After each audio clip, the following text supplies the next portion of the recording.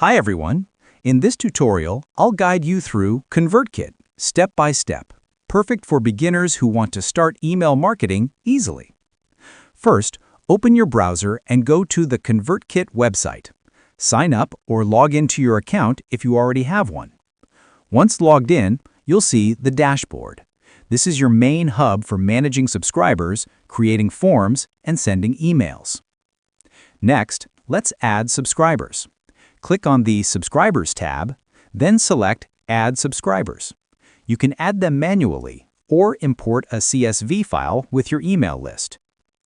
Now, create a form to capture new subscribers.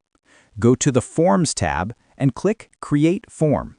Choose either an inline form or a modal pop-up, then customize it with your text, colors, and fields.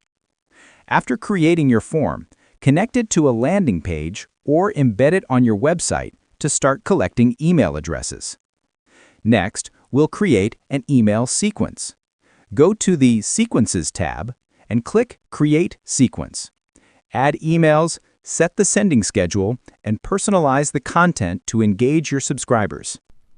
Finally, you can send a broadcast email for announcements or updates.